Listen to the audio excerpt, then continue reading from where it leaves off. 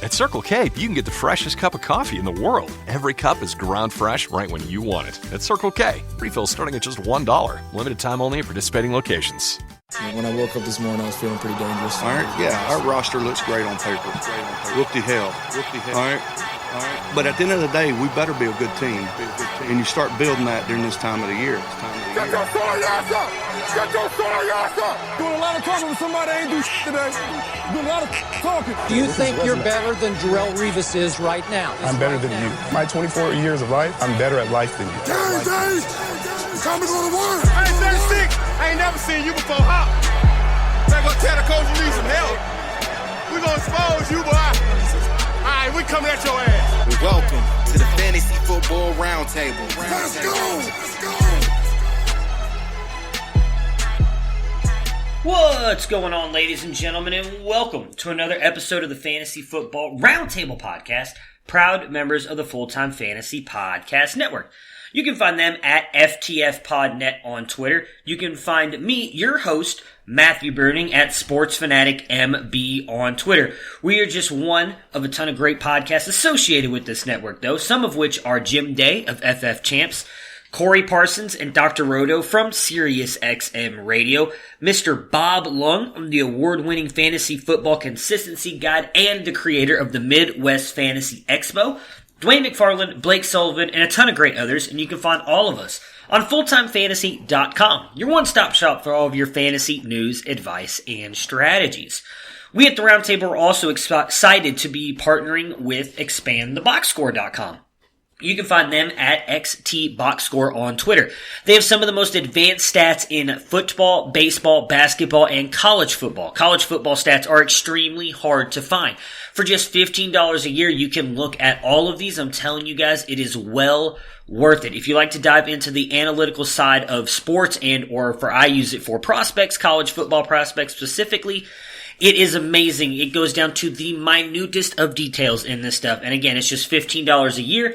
If you use our code ROUNDTABLE, you will get 10% off of that, which is a steal of a deal, if I do say so myself, and probably the best deal in the industry. So definitely check them out, especially if you want to get a jump on the upcoming draft class. It'll be well worth your time and money.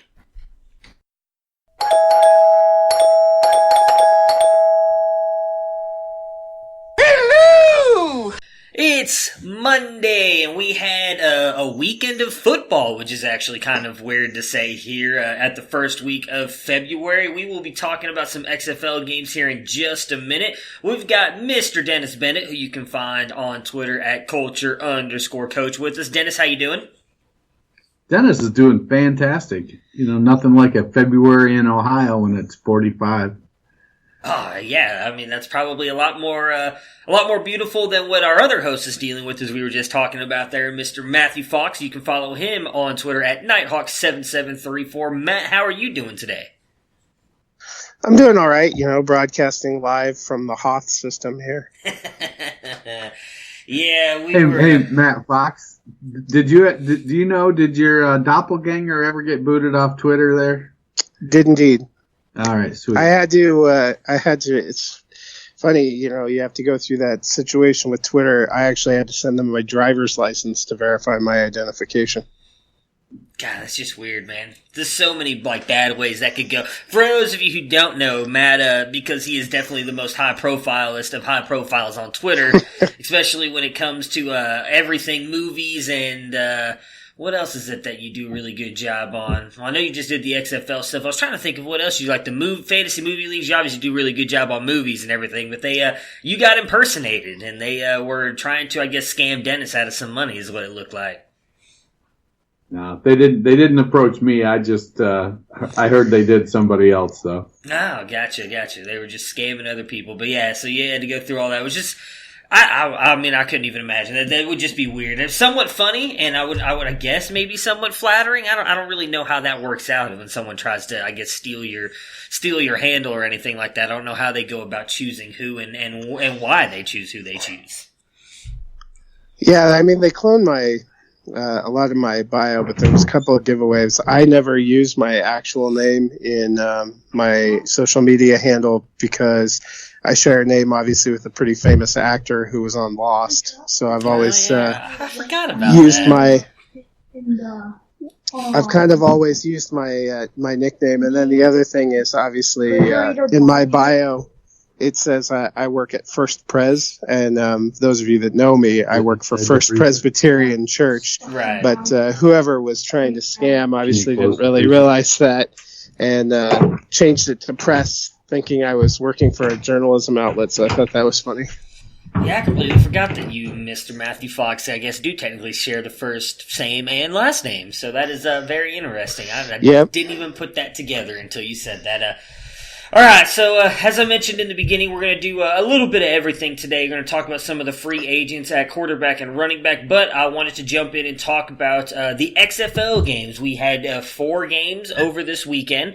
Matt, we had you on last Friday's episode to kind of preview all of that, so I'm going to jump in. I got to watch both games Sunday. I know you watched some of them. We'll see. I can't remember how much Dennis got to watch exactly. I know he had some stuff going on, but we'll jump in and talk about the XFL games and our kind of first impressions of it over the weekend.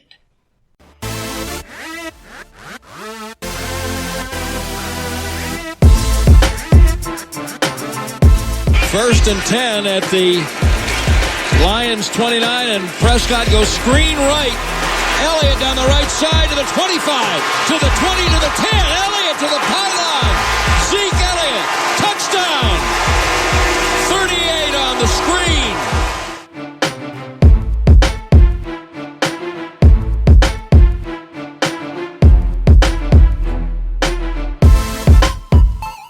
Second down at 10, takes the snap, gives it. Chubb runs, he's to the 15, he's to the 20, 25, 30, 35, 40, 45, 50. There goes Chubb, he's to the 30, 20, 10, 5, touchdown, Chubba Lubba Hub. 92 yards.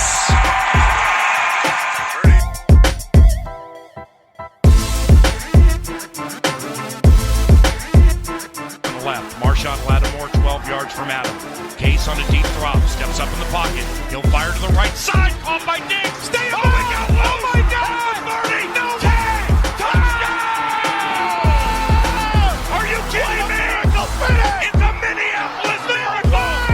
Stephon Diggs and the Minnesota Vikings have walked up on the New Orleans Saints. It's a 61-yard Minneapolis miracle. Yeah, I watched on Saturday and Sunday. I didn't see the second half of the second game on Saturday because we went out with my wife and saw Birds of Prey. I thought I couldn't tell her we couldn't go on date night because I was watching football post Super Bowl.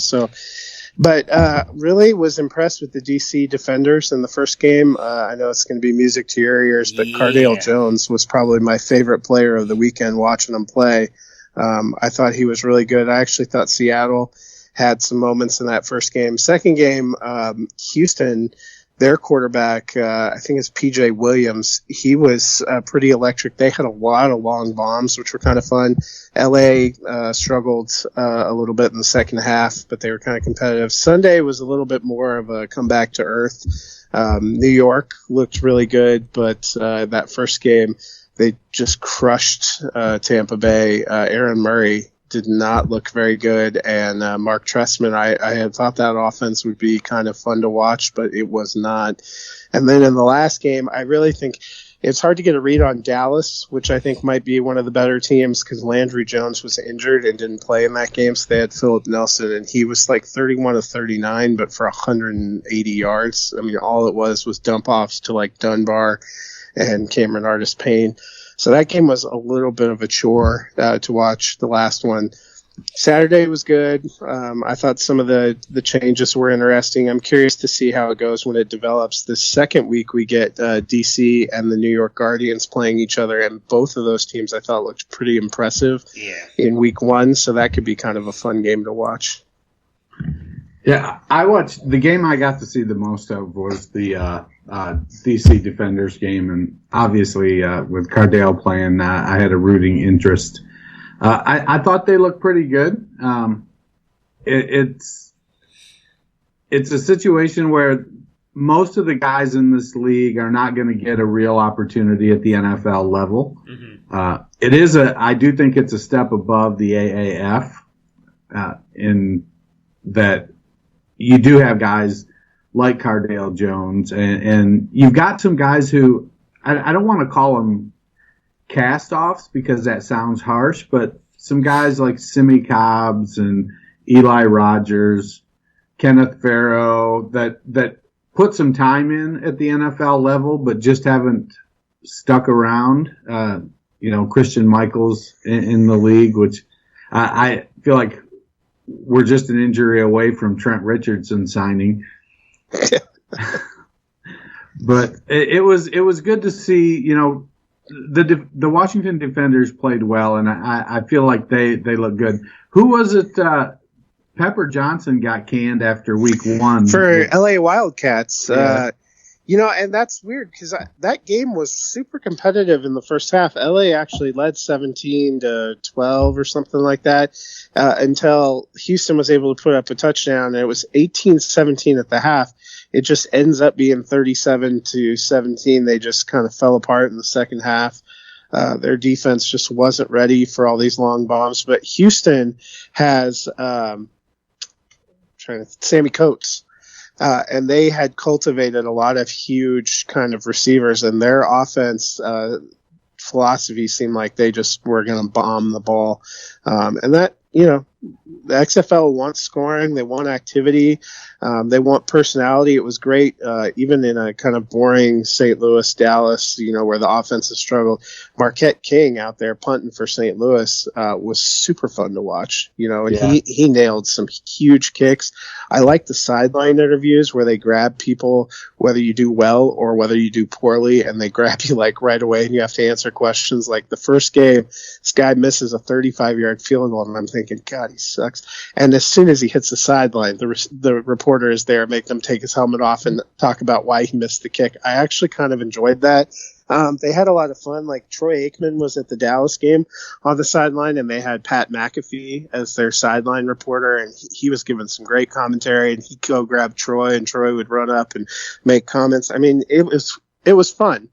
I agree with Dennis that I think it's a lot better organized and a lot better prepped than the AAF was, and I could see this lasting and being kind of a fun way to extend football a little bit and drown out some of those winter sorrows. It's interesting just looking at the box score here. Matt Jones, him of the tiny hands and fumbleitis in Washington, 21 carries for 85 yards, and Christian Michael 7 for 0. He looked terrible. People were making jokes about he was already in midseason Seahawk form. Right. Oh, that's kind of messed up.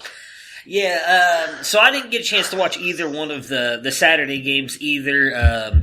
For those of you who don't follow me on Twitter, I posted my brother was on his way back to Colorado and broke down in Amarillo, which is about a 5.5-hour drive from my house. So I spent pretty much all of my Saturday driving to go pick him up and bring him back to my house. So I missed both those games. Listened to him on the radio, but obviously it's not the same thing. So I did get to see a lot of the highlights for the Defenders game because I am a day one Defender supporter. I claim that now. I already got my Defenders gear in the mail, mostly because of Cardale We must Jones. have all three gone Defenders because that was the team I picked in the app after watching the first game too. Very nice, very nice. Yeah, well, for me it was all Cardale Jones. Like he's really probably I haven't looked fully at every single roster, but when he got he got technically drafted or picked, however, I know they decided to go quarterback wise first. They did do a draft, yeah. Yeah, whenever he went there, I was like, all right, that's going to be my team because I love Cardale. He obviously brought a national championship to the Buckeyes. I'm still a huge fan of him. So I got a little hat and a shirt coming in the mail. I believe it's supposed to be here by Monday next week, so I'm super excited about that. I'll be rocking that stuff all XFL season long. But I did watch the 2 Sunday games. I actually didn't think the Vipers-Guardians game was that bad. The defense, I thought, for the Guardians was really good. Vipers, for the most part, I thought had a chance to get back in. It was just too many turnovers on the offense. I did not see – I saw most of the Battlehawks Renegades game.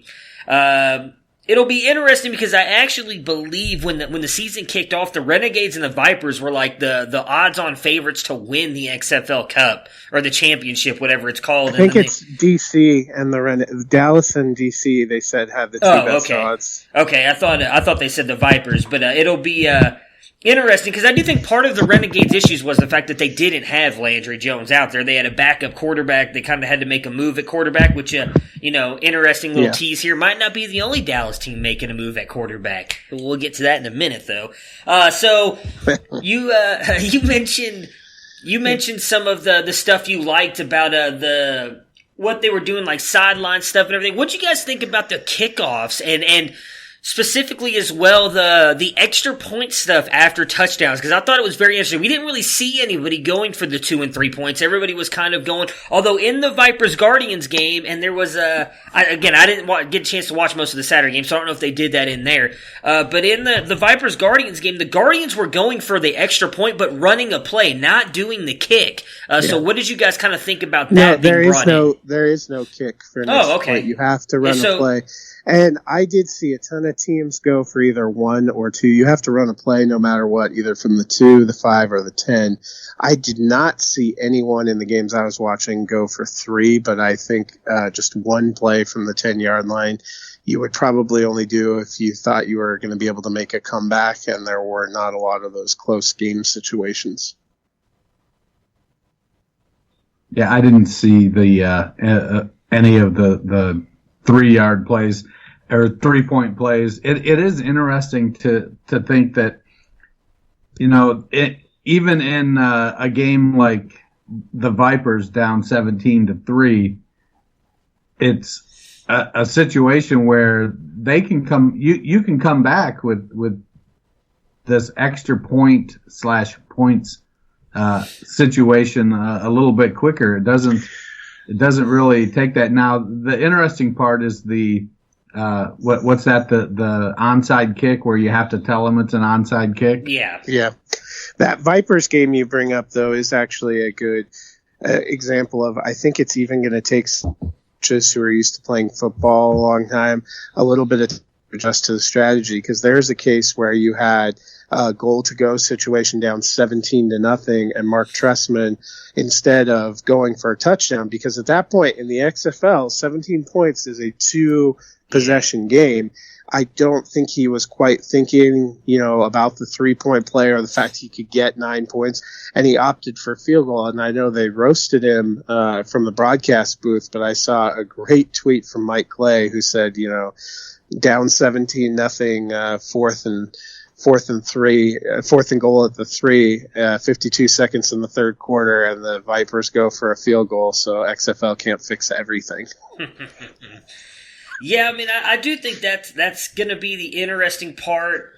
Does anybody go for 3? Because I'm with you, Matt. Obviously, I didn't see any. I know nobody did in the Sunday games. Again, I didn't get to watch the Saturday ones. But if you guys, you just said you didn't see anybody go for it. I'm interested to see if anybody does try to go for the 3 points, and if that maybe comes in later in the season, maybe when it's getting toward. Because they don't do playoffs or anything, right? Is it how do they determine the champion? Yeah, they do. Okay. So 10-week regular season, and then the top 2 teams by record in the West and the East will play in the championship game in week 11, and then the 2 winners of those games will meet for the title game in week 12 on April 26th. Gotcha. So then I wonder if maybe that'll come more into play toward the end of the season when teams are needing to win it, if they'll be more willing to go for those 3-pointers. It was the first week.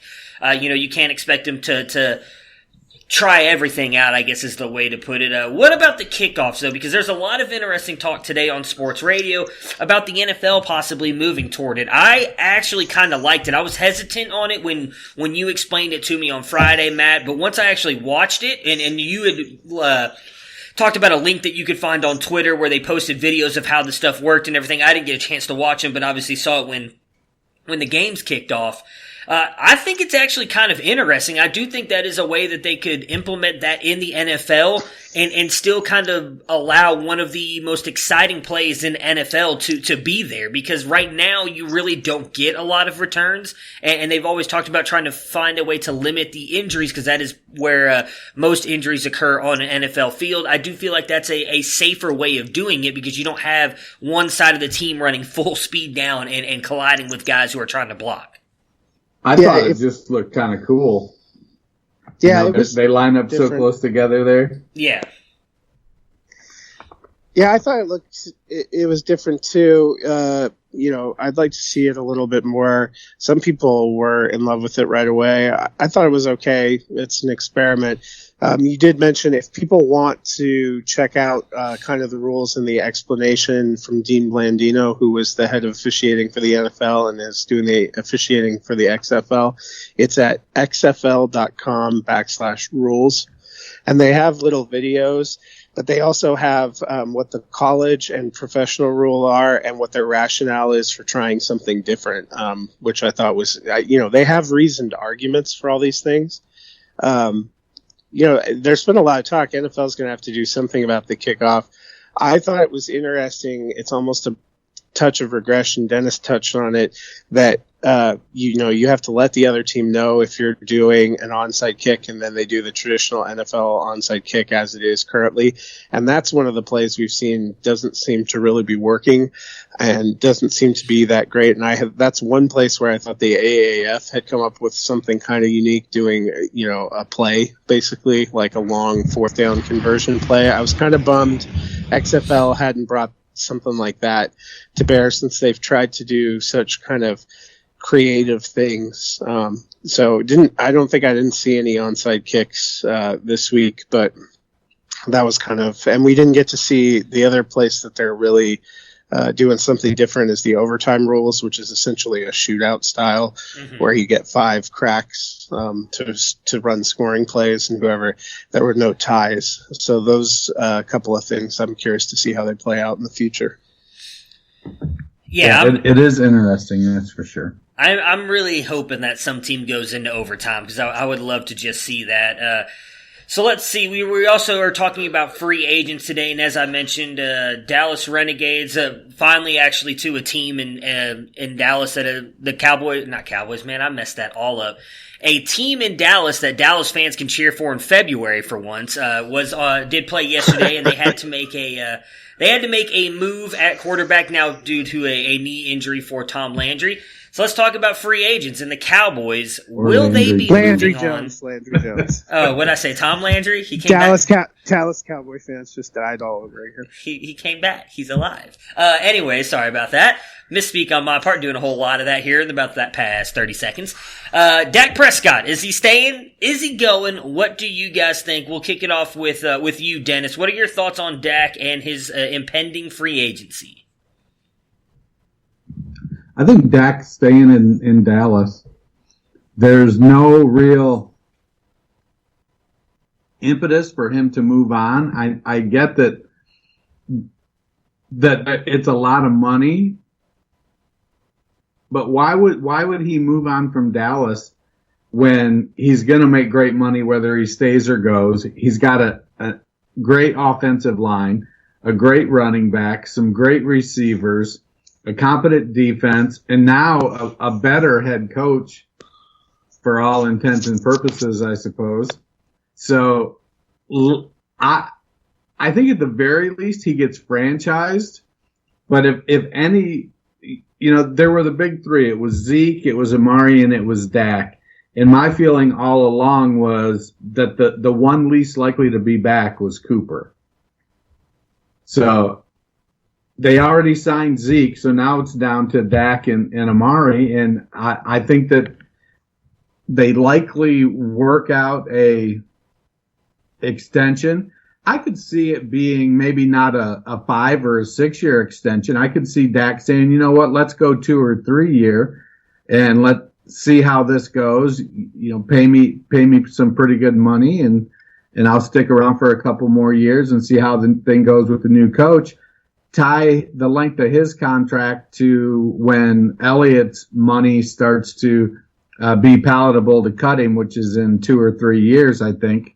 Then if it doesn't work out for Dallas, then McCarthy can rebuild. So I think Dak's back. Yeah, I think he's 100%. At the worst, they're going to franchise tag him. I think that they would feel much more comfortable letting Amari Cooper walk than letting Dak walk. All their discussions have seemed to indicate that, so I don't think there's any chance that Dak is gone. I want to say that he stays, but I really don't know. I mean, all the news coming out from here is that he's already come out and said if they franchise him, he's not going to show up, which I don't blame him. The one thing you can say about Dak is he was the team guy last year because he knew going in that was his final year of his contract, and you had a guy like Zeke who sat out, didn't play, still had 2 years on his contract, and they signed him. They bring in Jalen Smith, and they sign him, who nothing against Jalen Smith. He's been really good the past couple years and definitely a really good linebacker, but I wouldn't say he's top 10-ish at linebacker right now, where you could argue that Dak Prescott is in the top 10 of quarterbacks in the NFL, yet he came out, played the entire season, never once got his contract re-signed, anything like that, and now he's sitting here with a possibility of getting franchise tag, where again, he says that he would not show up. So that's the part that worries me, is that you look at Jerry Jones and he's always ended up paying his guys. So why isn't Dak paid yet? What are they waiting for is my question, because they've had a whole season. And now this point up into the offseason, why haven't they signed Dak? Waiting on the new contract year and the new cap space.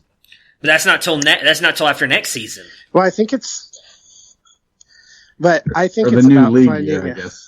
Yeah, but I think it's also about finding a number that works for both of them, because, Dallas doesn't want to end up investing all of its money in Dak Prescott and Ezekiel Elliott and having the rest of the team fall apart, because that's not going to work either. So, it's how much are they willing to give him? How long of a commitment do they want to do? I think there's a lot of back and forth and a lot of pieces that go into this, and they probably are waiting to let Mike McCarthy. I mean, look at how long it took him to even decide to let Jason Garrett go when we knew after week 14 that was a DOA situation. So I just don't think they feel like they need to take a lot of time. I think Jerry's going to avail himself of all the tools available, and if he feels like he needs to franchise tag him to make sure nobody gets in there, he's going to do it.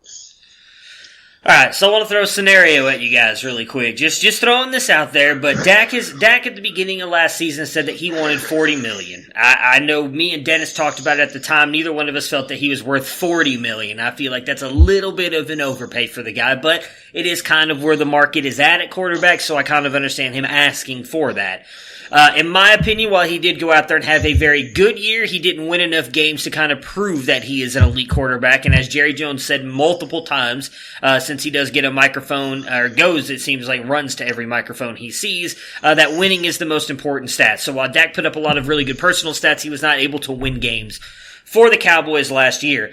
Do either one of you think there's any realistic shot that they bring in anybody else in free agency who they would have to pay cheaper money than Dak, draft a quarterback in this draft, or vice versa, franchise Dak and then trade him to a team that needs a quarterback and bring in a young quarterback to somewhat extend their window? Because the big argument, obviously, against paying quarterbacks and why everybody talks about trying to build a team around a quarterback on a rookie contract is that quarterbacks eat up so much of the cap. So any shot that you think that happens, like if ballpark it, I guess, 50%, 60%, 5%. Either one of those, are you guys firmly in the camp that there's no way he's not in Dallas to start the season? Well, I don't think Jerry has what it takes to franchise him and then pull off a trade. Okay. I just don't think that's in his makeup.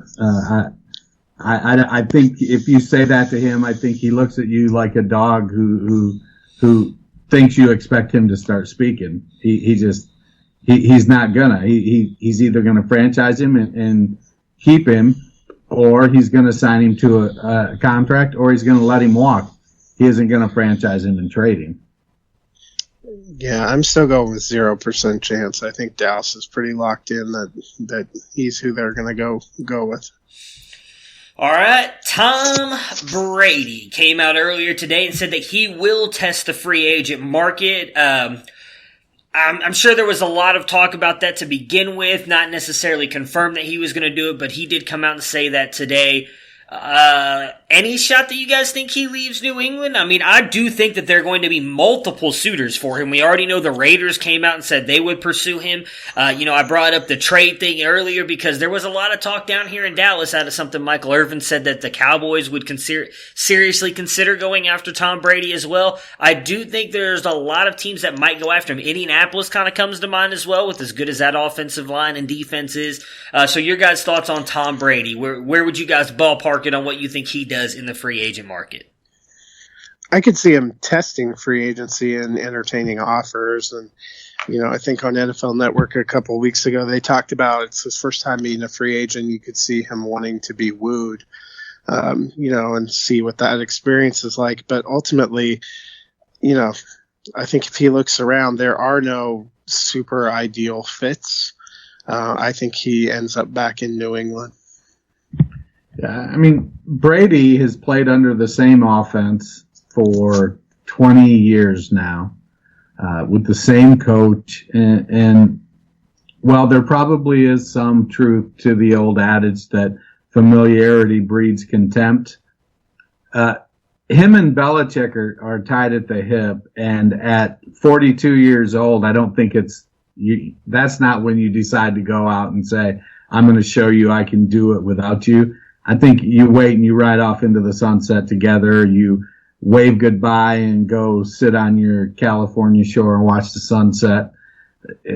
I can't see him going to another team and trying to learn a new offense or trying to install his offense on some team. It doesn't make sense to me that it's something he wants to do. I think you make it, if you think the team is good enough in New England to make another run, then you go make another run. And if you don't think it's good enough, then you tip your hat and go home. See, I don't think he wants to tip his hat though. And I don't think New England's good enough. Now, I'm not going to put it past Bill to make some moves to improve that team, but I would say right now the Patriots, if Tom comes back to it, outside of making some big changes, and I would talk about offensive line, defense, they need another wide receiver. You're looking at probably the third or fourth best team in the AFC, if that. Which, granted, yeah, you get into the playoffs and it's anybody's shot. You have a chance to beat anybody on any given Sunday, sure. I don't think that Brady wants to retire, and I don't think that he looks at the Patriots as a team that can win the Super Bowl next year, and I think that's what he wants. He clearly wants to win a Super Bowl.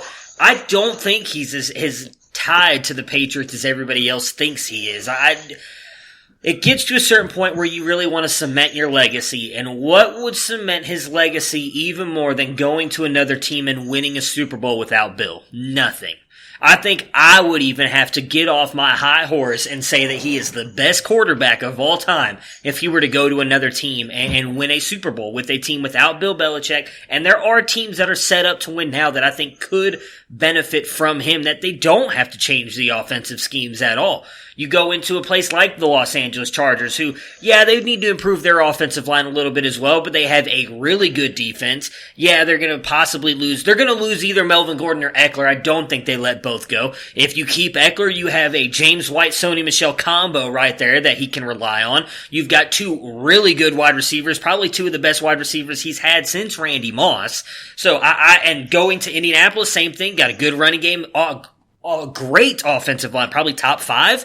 Yeah, you only have T.Y. Hilton, although I still think Paris Campbell's can be really good, but we'll see what happens with him. So I don't think it's a for sure thing that he stays in New England or retires. I would actually put it more on him leaving New England and going and playing somewhere else than him coming back to the Patriots. But see, I think one thing you're missing there is the situations. Like, you talk about the Chargers. I don't know if you've looked. I went and looked. The Chargers have a ton of free agency questions, including I would bet that they lose both Melvin Gordon and Hunter Henry, and they don't have a ton of cap space either. And they have some massive issues on the offensive line, which was a big part of the reason that they went 5-11. I don't think they're like quite as set up as you think they are. The Colts could be an interesting option. I don't know that I think that the Colts receiving situation is that much different than what he had in New England this past season. They have a lot of young guys that need to develop. T.Y. Hilton to me is a little hit or miss. Their tight end situation, they've already basically said they're moving on from Ebron. Doyle, we've liked in the past, but that was a tough team to watch down the stretch. That's one of the reasons I don't think he goes somewhere else, is I don't think there is that ideal situation where he's set up to really guarantee to be competing for a Super Bowl, and you have to kind of start over no matter where you're going. I think it's more likely that he puts pressure on New England to make some moves to get some players. I mean, we all have pretty much joked, but are afraid that AJ Green and some guys like that are going to New England. I think a couple of moves like that, he slides right back in. There's a great comfort level. Josh McDaniels isn't going anywhere for a year. So I just don't think, if there was that one or two ideal situations, maybe I'd be more inclined to believe he goes. But I think if you look around, there are a lot of teams that want him that could offer some things that have some issues. I think the Chargers are more likely looking at completely rebuilding. They bottomed out. They missed their window. Yeah, I don't think there's a Manning to Denver situation sitting out there waiting for Brady. I remember, it seems like I remember hearing early on in the off season, Blake Costanzo starting to think about retirement, and while he's been a great left tackle, when they start to talk about it, you got one foot out the door. Quentin Nelson's great. Glowinski's pretty good. They do have a good offensive line, but they've battled some injuries, and Costanzo's getting older. And I agree with Matt that wide receiver core in Indianapolis is not any better than what he has in New England. So New England need to put some money into their offensive line, and hopefully a veteran wide receiver comes in and fits in. But yeah, I wouldn't be putting money on Brady heading out. Yeah, so I hear what you're saying on the Chargers side of it. They are, however, they're the 12th team right now with cap space available. And outside of Hunter Henry and, Gordon and Eckler, there's not a lot of really other talented players that I was looking at that are leaving that team. Yes, you're right. The offensive line, as I said, and I said it too, they need to be improved. But guess what? You can grab a couple offensive linemen in this draft because the skill position player in this draft is so loaded. I do think that those offensive linemen are going to get pushed down a little bit. So I do think they'll be able to get one or two guys.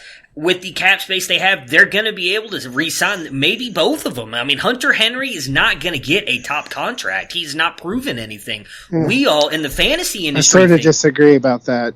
I disagree about that. And why is he going to get a top contract? He's done nothing. They have $51 million in cap space. You have to remember, Brady. They've talked about if he leaves New England, 25 to 30. So you're talking about 2/3. Maybe. You don't know that he's going to take that. If he wants to go somewhere and possibly win, we've seen him do it his entire career in New England, be extremely underpaid at the quarterback position. That's what everybody's assuming he's going to do. But if he wants to go somewhere and win, he's not going to a team whose core just went 5-11 and is in a division where they're easily the 4th place team. I mean, San Francisco went 4-12 last year and made the Super Bowl.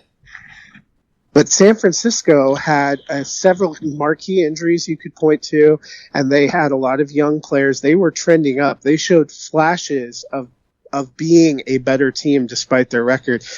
Los Angeles Chargers were 12-4 the year before. Right. A lot of people thought they were going to be a serious contender, myself included. And what we saw from that team was alarming. They're coming apart. I firmly believe that they're looking at starting over. They have that number 6 pick. They're going to want to take a franchise quarterback. Tom Brady does not want to walk into that. And they can still take a franchise quarterback to 6. I'm not telling them that they can't. Tom Brady does not want to walk into a situation where if they start out 1-4, everybody's booing. Maybe. I still don't know that they'd even do that because I don't think they'd start out 1-4. You just pointed out what I was going to go to next, and yeah, they were 12-4 the year before. They're not a bad team. They had a ton of injuries as well. Everybody just wants to forget about the injuries that they had. They had a ton of injuries on the defensive side. You add in the fact that Melvin Gordon sat out, I think, 5-6 games. You had your best running back. I mean, granted, Eckler came in and played very well, so I'm not going to say anything bad about Eckler. But he came in and played very well. And you also had Phillip Rivers, I could have gone out there and played better quarterback than Phillip Rivers last season. You cannot tell me that Tom Brady coming in there and playing better than him doesn't have a chance to bring that team back to a 12-4 team like they were the year before. Why do you think Brady would be better than him? I bet if you put their stats side by side, they were alarmingly similar. Tom Brady was not a good passer last year. He has visibly taken a step back.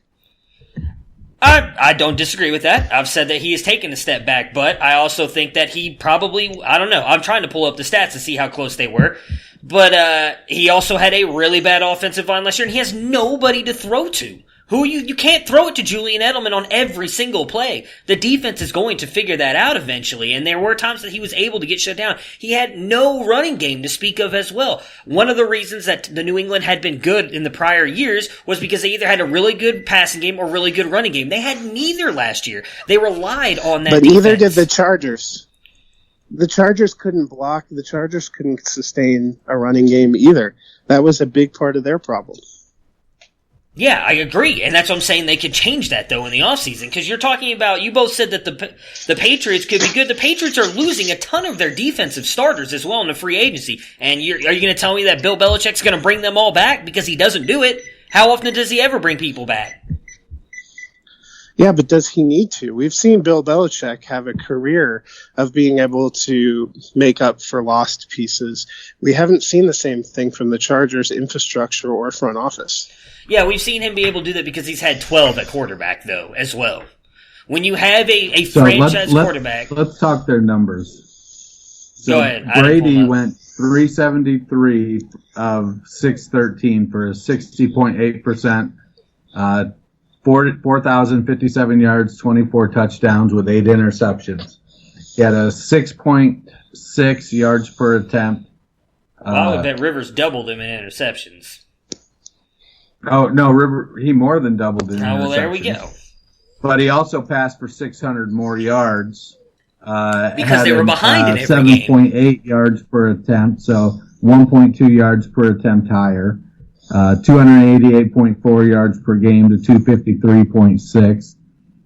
So and we're not saying Rivers is great by any stretch of the imagination. You know, Rivers completed 66% of his pass to Brady's almost 61% of his passes. I honestly think they both should ride off into the sunset and let a kid have the job.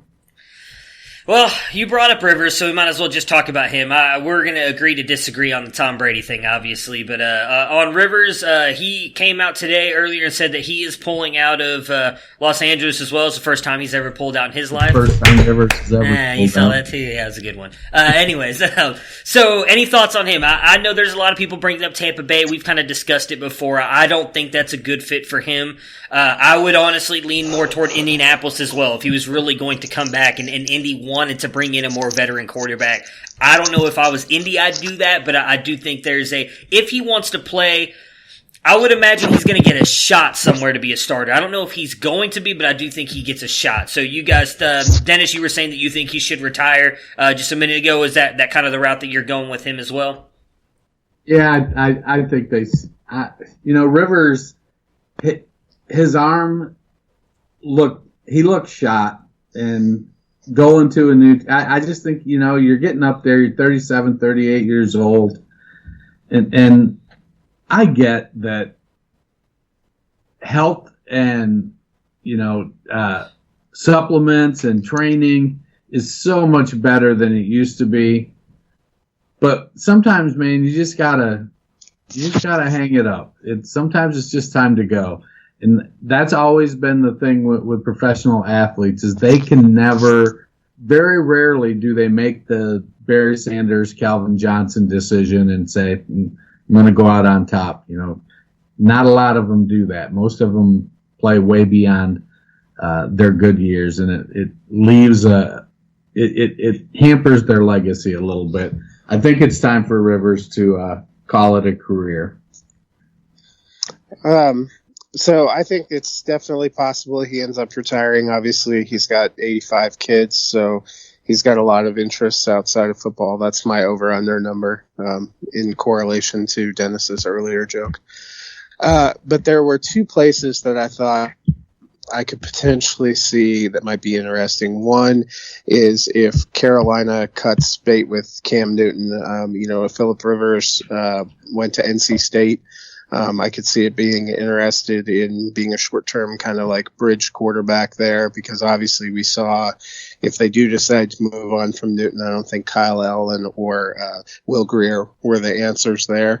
My boy Will Grier didn't get a real shot yet, so he's still trying to recover from the shot he got. And the many shots he got in that game, he looked tragically awful. He did. I concur. But I mean, it isn't a real shot. I just don't think. I think they have weapons and they have the kind of team. They didn't look bad at times early in the season with Kyle Allen. He kind of imploded, and I get that. Rivers wasn't incredible. But the Chargers, I think, had some other things going against them. They didn't have the greatest line. They had some curious situations, but I also think it began to wear on them that they've had no home field advantage. I think that was a tough situation. They were pretty much every game for them was a road game. I think that ends up wearing on them. It could be good for Rivers coming back home. The other one that I thought might be interesting is if Brees ends up retiring, Rivers following Brees again and ending up in New Orleans on a short contract. Those are a couple of teams that I think have infrastructure pieces in place that if they had a nice veteran passer, they could compete. I mean, do you think Brees is going to retire though? I do. I 100% think he's going to retire. Of the three guys we're talking about, I think he's actually the one that's playing the best. But I think he's the one that's most ready. I 100% think he's going to retire. Yeah, I'm leaning more toward him retiring as well. Not just because of the Russell Wilson thing we saw at the Pro Bowl. It's something I think me and you have talked about before, Dennis, is that he's always been very much when the season ends, he's never been the guy who's wanted to reflect and all this stuff. It's always been, hey, I'm gonna be back next year. We're gonna do this. We're gonna do that. Even when they got clearly screwed over by the refs in that Rams game a couple years ago, he was all about, hey, we're gonna be back next year. There's no doubt about it. Now, and I understand he's out of contract now, but he's been very much on the I need to sit back and think. I need to talk to the family and kind of decide what we're gonna do next. And I do kind of feel like he's leaning more towards retiring than staying. And I do think he owns all those records now. He's 40 years old. He's got a lot of family and personal interests.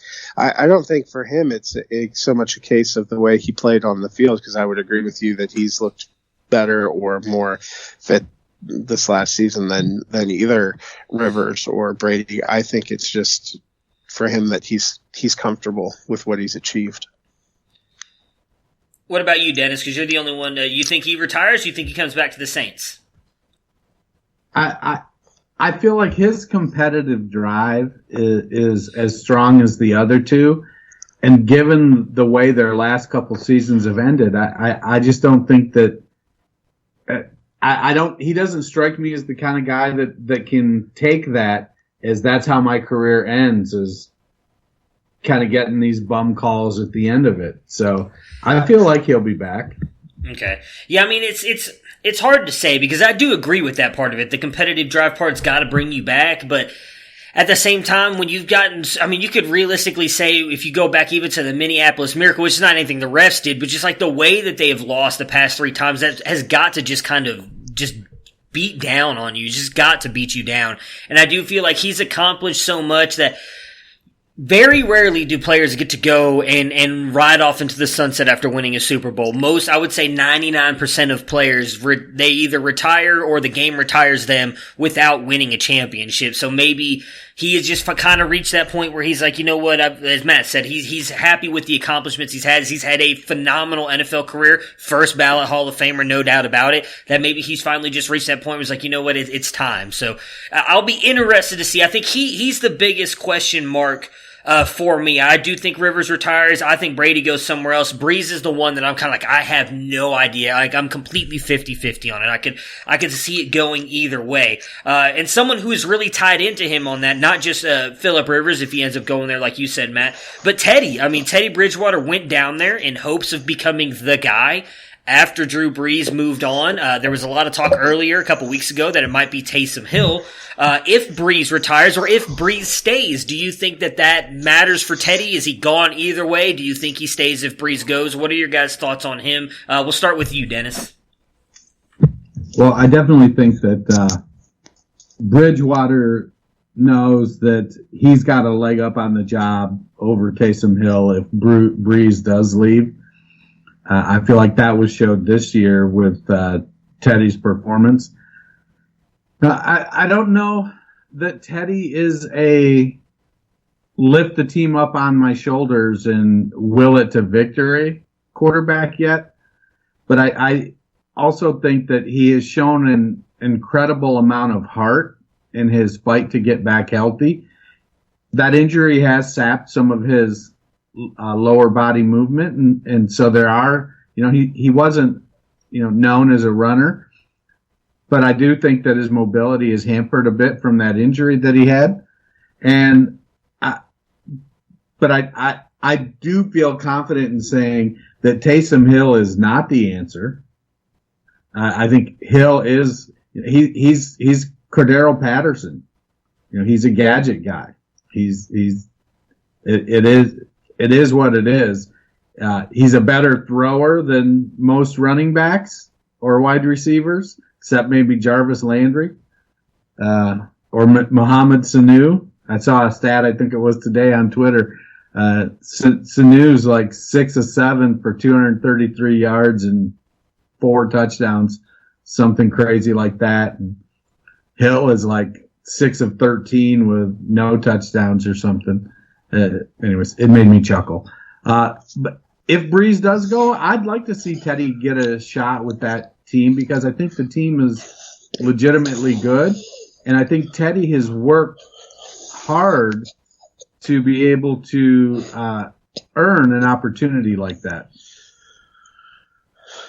I think New Orleans and Sean Payton do like Taysom Hill. There was a lot of talk in the preseason last year that they were on the fence about whether they were going to release Bridgewater and keep Hill as the backup quarterback, and that was what a few people on NFL radio were agitating for them to do. I think Bridgewater is somewhere else no matter what.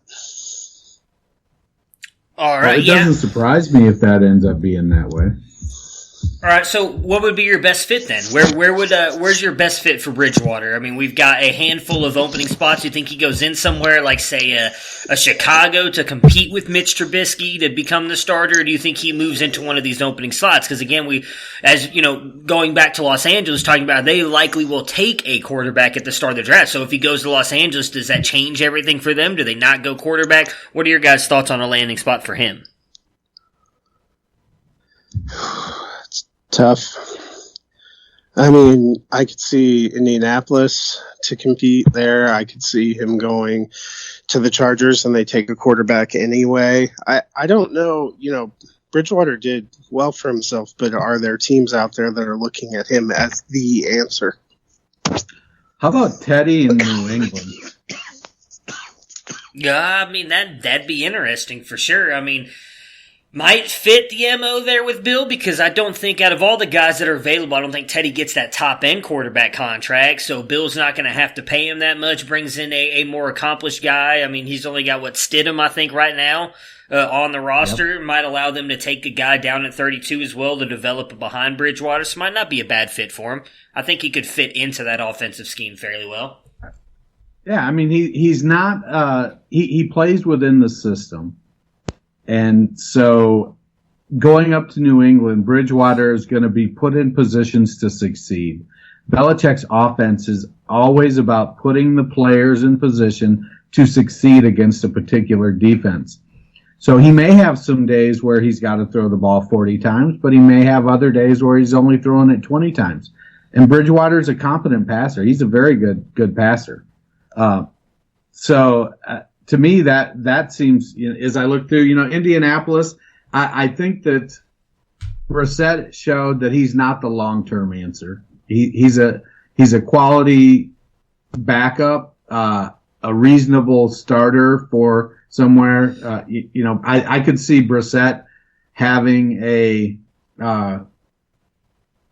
Ryan Fitzpatrick without the gunslinger mentality kind of career, where he plays until he's 37, 38, 39. Josh McCown kind of thing, somewhere along that lines is more where I see Brissett at.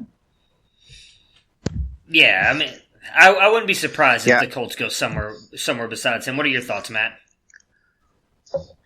Well, I was going to say another place I could see Teddy Bridgewater maybe getting called to is Oakland, where they have Derek Carr, but I don't know if anyone's totally sold on him. And I think Gruden's probably looking at weighing his options, at the very least wanting to have somebody else to possibly use. I mean, we saw this last offseason he was no stranger to picking up 3 or 4 quarterbacks to give himself some options. But is Gruden going to take a veteran, or do you think he wants to bring in a rookie and mold him? I mean, if I had to go one way or the other, I think he goes veteran. I really do. I think he thinks, whether we think it or not, it's kind of hard to tell, because it does seem like Oakland kind of overachieved. Nobody expected them to do what they did last year, and they were in the playoff hunt, as me and Matt talked about, all the way up until week 17, and they were in the playoff hunt. So I do think that Gruden probably has in his mind that this team is now a playoff contender, and I don't think they're that far off. They've got clearly some good offensive pieces, need to do a little bit more on the defense. So maybe bring in a guy that you think is going to be smarter with the ball than Derek Carr, maybe do a little bit more, that he can kind of coach up and into that system, and use your picks to get a bunch of more young guys and compete for the playoffs next year. I mean, regardless, it's going to be hard in that division with obviously having the Chiefs there with you. They're going to be the Super Bowl. I know they're already the Super Bowl favorites and the Super Bowl defending champs now. But I do think that they've got a good team around him. I would say I would lean more toward him bringing in a veteran than a rookie next year. I think there's also a lot of pressure as they open in Las Vegas for them to make some kind of a splash. And, they had talked about kind of a 3-year plan, and they were a little bit ahead of that plan at times this year. I think they're really pushing for the playoffs, which is why I would say a veteran's going to be more appealing to them. So, veteran, that might be a very good fit there in Oakland, as we know that if anybody watched the QB camps that he used to do, I know that he really liked this guy coming out of college. What about Jameis Winston? Obviously, Tampa Bay can franchise tag him, or possibly even transition tag him, which was a lot of the talk earlier in the offseason, and see if a team offers more money so they can get some draft pick compensation back. You guys, your thoughts on Tampa Bay keeping Winston, or does he move on, and where do you think he goes if he does move on? I feel like Winston's going to stay in Tampa. I think that he's going to take that second-year step under Arians, and for Arians to bring in another quarterback and essential, it doesn't matter if it's a veteran or a rookie. He's going to be starting with a new quarterback. Some are going to be better than others, obviously. So I think that Arians looks at it and says, I need to continue the process. We've got a good quarterback. If he can cut Winston's interceptions from 30 to 18, which is, I think, a very reasonable expectation. Still, that'll probably still lead the league in interceptions, but I don't know, 18 is a lot better than 30. And keep the touchdowns between 30 and 35. I think that Tampa is set to improve. That defense started to play a lot better. I think when we start doing our team previews, we'll have to get Ashley on to talk about them. But I like Winston to stay in Tampa. I don't think he wants to go anywhere. He's a Florida guy. Went to Florida State. I think he wants to stay down there. And I think he's willing to do the work for Arians. Yeah, I also think he stays. I mean, Tampa Bay wasn't that bad. They were 7-9. They showed some flashes. They need to improve their defensive secondary. They need to fix their offensive line a little bit. It would be nice if they had some kind of a running game. I don't think everything that went wrong for Jameis Winston can be blamed on him. You know, a lot of those interceptions come because they were constantly behind and they had to just sling it out there. He had to overcome a lot of injuries to receivers. I think they keep him. At the very worst, they franchise or transition tag him. Ronald Jones 2020, baby. That's all I'll say about the running game. It's happening. Anyways, I'm hoping. I just drafted him in the Dynasty Listener League. So now I 100% agree with you, Matt. He could have 20 carries for 20 yards. That is Ronald Jones' ceiling. Nah, I don't think that's his ceiling. That's his floor, baby. He's all right. He's all right. Just give him one more year, and he's gonna have it in the bag. I am curious as how they will cut down Winston's interceptions, though. Dennis, is they gonna sit him on the bench? Because even then, I could see him throwing 3 interceptions a game. I don't think that they can cut down that dude's interceptions. It's just who he is. He's done it his entire career, even back in college with Florida State. I don't see it changing. Maybe they can move more toward, as Matt said, some more running plays or something if they can get a different running back in there. You know, there's a lot of mocks that are putting guys like J.K. Dobbins or Taylor there at Tampa Bay, which if they put one of those guys there, then yeah, they're going to be able to limit some of Winston's interceptions because they're going to be handing the ball off to those guys, and I think both those guys would be great fits there in Tampa Bay. So, David Johnson. Let me this, Matt. Oh God, not David Johnson. What was Winston's high for interceptions prior to this year? What did he throw this year again? 18. Right, 30. So 30. I don't know, 16, 17, 18, probably somewhere around there. It was 18. Okay. So he threw almost 100 more. No, not 100. About 60 more passes, 65 more passes than he had in his career. So his pass attempts were up. But prior to that, his interception rate, let me find that on here. His high was last year at 3.7. Prior to that, it was only 3.2% was his high. Last year was 4.8.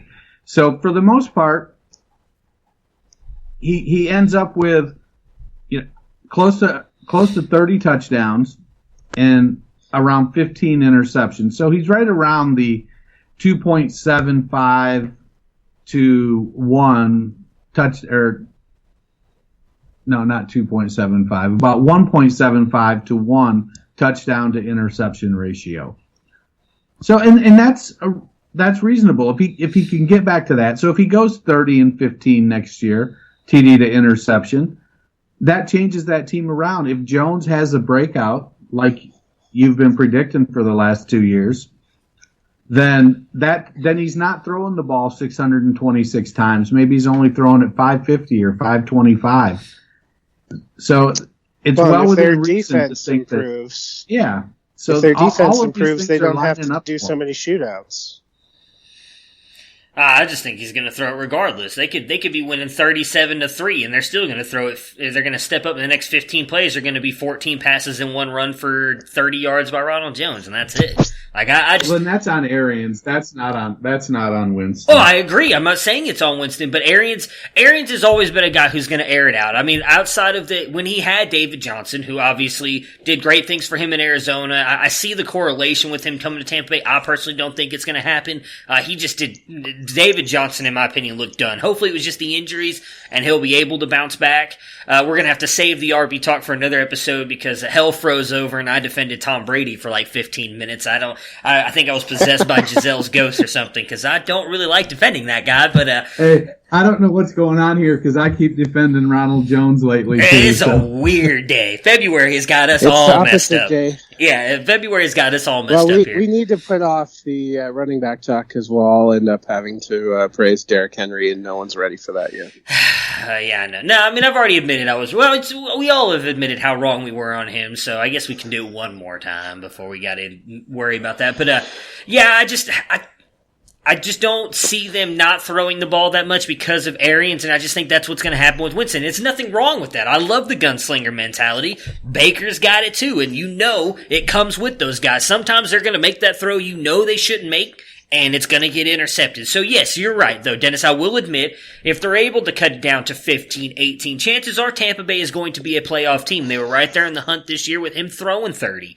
But it's going to be interesting. I don't know where they're going to go with him because Arians has kind of said that he wants him back, but at the same time not in some of his comments. So it would be interesting if they moved on from him because I don't know what veteran you could bring in there that would really help out your team more than hurt it. Like, Teddy's probably the most accomplished guy, but is Teddy going to be better than Winston? And I don't think so. Maybe he throws less interceptions, but I also don't think he makes some of the throws that Winston makes. Don't see that from Rivers, don't see it from Tom either. So, outside of getting Brees, and I really don't see Brees leaving New Orleans to go to Tampa Bay. So, I don't see a better option, which is kind of why I would lean with you guys as him coming back. So, a couple more quarterbacks to talk about before we get out of here. Let's do the easy one first. We won't have to spend much time on him, I don't think. Ryan Tannehill, we all in agreement that he stays in Tennessee? I think so. Yeah. I think he found something that he likes there, and they found a good situation. I think he's going to want to come back and go for another run. And he's not going to break the bank. Yeah. He's going to be reasonably priced. They're going to probably have to spend a little money on Henry for the next couple years, whether it's franchise tagging. Is he a free agent this year? Yeah. So they're going to end up probably franchise tagging him. They've got Corey Davis, whose contract will be up, I think, next year. A.J. Brown's on a rookie contract. Jonnu Smith, I think, might have 1 year left on his contract. So it makes sense for them to keep him. I do think in the playoffs, he kind of started to show a little bit what he really was. I don't necessarily think Tannehill is the answer, but if you have a great running game, he can help you win some games. Yeah, I do think he stays as well. I agree with you guys. He kind of found... I also don't think that it was necessarily just he found something that worked for him. He was good in Miami, as I've talked about many times. Just the injuries and Adam Gase kind of, I think, screwed him out of Miami. So I think he landed in a spot that they clearly believed in him when they put him out there, and they stuck with him. And I do think he's going to stay there. And the guy that he replaced, Marcus Mariota, is going to be a free agent as well. I imagine Tennessee is not bringing him back. Do either one of you think he gets a shot to start somewhere? Or do you think he's going in wherever he goes as a backup? I think he goes in as a backup, and he has to prove it. I think a couple good fits are Chicago and Baltimore. But then again, when you have a quarterback with a certain skill set like Lamar Jackson, I think it's in your best interest to bring in a backup that can do a lot of those same things. And while Mariota isn't as dynamic a runner as Jackson, he's certainly in the top third of the running quarterbacks in the NFL. But I think that potentially his shoulder might have just never recovered, or his elbow, and that may be what it ultimately is his undoing in the NFL. Going to back up Trubisky in Chicago would be good. I think they're pretty similar in play style as well. Yeah, I think Chicago's not a bad call. I think anywhere he goes, he has the potential to have an opportunity, because I don't think he's going to go to some team where they have a big premier quarterback. Another place, I've mentioned this before, I think Oakland would be a potential. That could be a kind of appealing rehabilitation project. John Gruden, obviously, for a lot of years was the guy that was vetting these quarterback prospects for ESPN, so he's going to be a little bit familiar with them. I think Oakland goes and gets somebody who's a second-tier veteran quarterback this year that has a chance to push Derek Carr, because I don't think they're 100% out on Derek Carr. I think there were some extenuating circumstances. Obviously, Oakland's receiving core has more questions than answers to, but I don't think they're 100% sold on him at this point either. Yeah, I agree with that on Derek Carr. The one thing I'll say on Mariota is I agree with you on Dennis. I just, at least in my opinion, I have no doubt it was the elbow thing. As someone who is a huge baseball fan, when that injury happened to him, and there was a lot of talk about that elbow and him possibly needing like what pitchers need in Major League Baseball and Tommy John surgery, and he decided not to go that route. If you don't get the surgery and the injecting, I can't remember what it is, it's like plasma and stuff in your elbow doesn't work, you're not the same player until you get the surgery. Clearly he didn't have that because you have to sit out for an entire year, and he was at the end of his contract, wanted to come out and try and play for Tennessee and prove that they could make the playoffs again. Everything we saw what happened, Ryan Tannehill replaced him. I hope that if that is the issue, he eventually gets the surgery he needs, because I still think Mariota has a lot left. We did not really get, in my opinion, a chance to see him play for a team that really believed in him. And I do think he would have been better than Tannehill was. You know, one thing I've brought up on here before, I think if Marcus Mariota was coming out this year in the draft, he'd be one of the highest rated quarterback prospects in this quarterback class, because we've seen the NFL move more toward those college concepts and believe in those running quarterbacks that Mariota was, where he kind of came into the NFL at a time where that was frowned upon, and they pretty much just took you and put you into the system they wanted instead of building a system around you. So I hope nothing but the best for Marcus Mariota. Regardless, I do think wherever he goes, as you said, Dennis, he probably goes in somewhere and is going to be a backup for somebody. I don't think he's going to get a real shot at starting, at least right now, unless there's an injury before preseason and all that stuff happens. So that is all the quarterbacks on the list that are going to be free agents this year.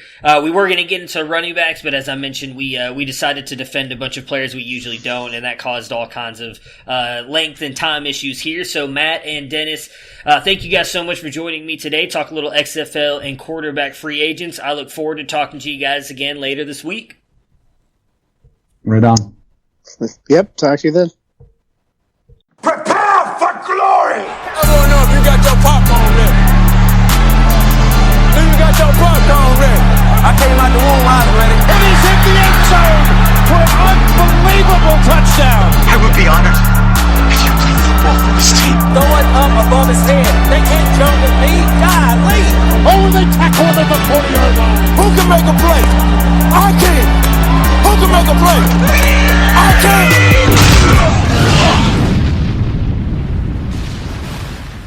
Hey, Kev, the client needs that document ASAP. I'm trying, but the internet is so slow. And now it isn't working at all. Is your internet provider holding your business back? Switch to one who keeps you moving forward. At Cox Business, we know how crucial connectivity is to your business. That's why we give you the peace of mind of around-the-clock network monitoring and 24/7 support. So if your provider isn't setting your business up for success, make the switch to Cox Business today. Get 50 megs of internet for only $90 per month with a 1-year agreement. Ends 4/30/20. Restrictions apply. Visit coxbusiness.com for details. Hey, I'm Andy, and I started Harry's, the shaving company that's fixing shaving. Here's why some of our customers choose Harry's. The blades are about $2 each. I get a nice, clean shave every time. The blades stay sharp for plenty of shaves. Thanks, guys. And for everyone else, give us a try with this special offer. Get a Harry starter set with a 5-blade razor, weighted handle, shave gel, and a travel cover. All for just $3 plus free shipping. Just go to harrys.com and enter EASY at checkout. That's harrys.com, code EASY.